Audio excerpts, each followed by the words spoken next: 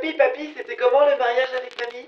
Oh là là, ça remonte à belle lurette tout ça. Il était bien ce mariage. Surtout les petits fours, ils étaient bons. Et c'était de la zig du bon en même temps. Wow. Ce petit coquin de Pachelbel illumine des centaines de milliers de mariages alors qu'il est mort depuis 320 ans. Rends-toi compte que tes parents se sont sûrement mariés là-dessus, ou pire, toi. Mais c'est qui, lui, Pachelbel? Pour faire simple, c'est un organiste et compositeur allemand de la période baroque. Dans cette période, que l'on situe habituellement du XVIe au XVIIe siècle, il y a une grosse particularité. On aime la mélodie, mais vraiment beaucoup. Tellement que l'on en met partout, dans tous les sens, et on les superpose. C'est le contrepoint. Laisse-moi 2 minutes, je t'explique. La plupart du temps, la musique on la pense avec d'un côté la mélodie, de l'autre les accords. C'est ce qu'on appelle la musique tonale. On a une distinction entre ces deux éléments. Le contrepoint, c'est quand on a des mélodies plus ou moins indépendantes, mais en même temps. Je sais que t'as déjà entendu ça. Ça, c'est ce qu'on appelle un choral. On a plusieurs voix mélodiques différentes. On a toutes les voix sur un même texte qui nous donne un grand sentiment d'unité. Comprends bien que dedans, les voix mélodiques ne sont pas les mêmes que le texte. Mais l'apogée du contrepoint, ça reste quand même la fugue.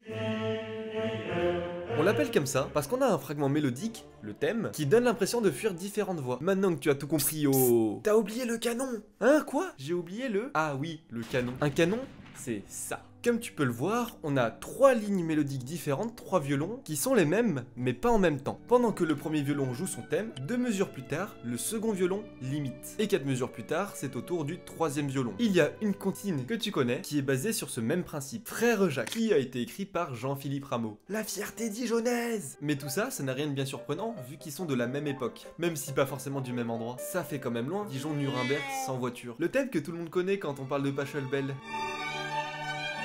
Tu t'es déjà demandé pourquoi il était aussi impactant? Si tu as bien tout suivi, je t'ai expliqué que le violon 2 et 3 suivent le premier violon par imitation. Ce qui en découle, c'est que chaque variation que le premier violon va avoir sera très fluide, ce qui nous rend aussi la musique très calme et douce, mais une musique uniquement calme et douce, c'est ennuyant. Alors Pachelbel, qui depuis le début a toujours augmenté la densité du morceau, en rajoutant toujours plus de notes dans un temps, va maintenant faire un repli stratégique, ralentir le rythme, et puis BAM! Le joli thème. Mais c'est pas fini, il y a encore beaucoup de génie là-dedans. Mais vu que le canon continue et le joli thème va forcément se répéter, et il le sait. Donc, le premier violon, au moment où il est imité, va jouer ce même thème, mais une tierce plus bas, ce qui nous donne ça. Mon Dieu que c'est beau. Tout le canon que je viens de t'expliquer, il ne vient pas de nulle part. Dans la musique classique, on écrit la musique du bas vers le haut. Qu'est-ce que ça veut dire à ton avis? Oui, que la basse est importante. Si on a un beau discours, c'est parce que les fondations sont solides. La basse que tu entends au début du morceau, pour nous, on l'appelle basse de Pachelbel, grâce à la popularité de cette pièce. Mais désolé de te décevoir, c'est pas lui qui l'a créé. D'ailleurs, je vais tout de suite t'enlever cette idée de reçu de la tête, mais les musiciens, particulièrement les compositeurs, ne sont pas des êtres illuminés à qui on donne la musique comme ça. En réalité, on est comme des sculpteurs. Lui, il a du bois et du marbre, nous, on a des schémas. Et à partir de cette matière première, on va la travailler, comme eux. Son schéma à Pachelbel, c'est celui-là, la romanesca. Sa carte d'identité, c'est descendre d'une carte, monter d'une seconde. La plus vieille trace que l'on a de notre basse date du XVIe siècle en Espagne. On peut le retrouver dans plein de styles différents, mais la plupart du temps, elle sert à accompagner des danses ou des variations. Tiens, des variations. Le repas de famille de la romanesca serait un peu triste s'il n'y avait pas quelques cousins. Heureusement, il y a le passamezzo.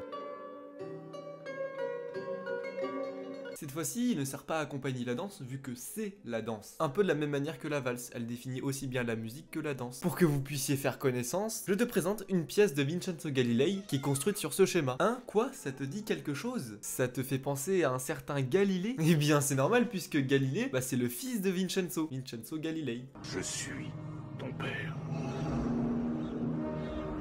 Oui, on parle bien de l'homme qui a perfectionné la lunette astronomique et a aussi défendu la théorie que la Terre tournait autour du Soleil et pas l'inverse. Désolé les platistes. Comme quoi, avoir un père musicien, ça ne veut pas dire qu'on ne peut rien faire de sa vie. Ça, c'est un message pour mes futurs enfants. Mais revenons à nos moutons. Ou plutôt nos basses. Maintenant qu'on a vu le cousin, maintenant on va voir la cousine, la folia. C'est encore une danse, mais cette fois portugaise et du 15e siècle. Et je tiens particulièrement à te la présenter pour quelques raisons. La première, c'est qu'à peu près tous les compositeurs de l'ère baroque en ont fait quelque chose. La deuxième raison, c'est que tu la connais déjà. Hein? Quoi? Tu me crois pas?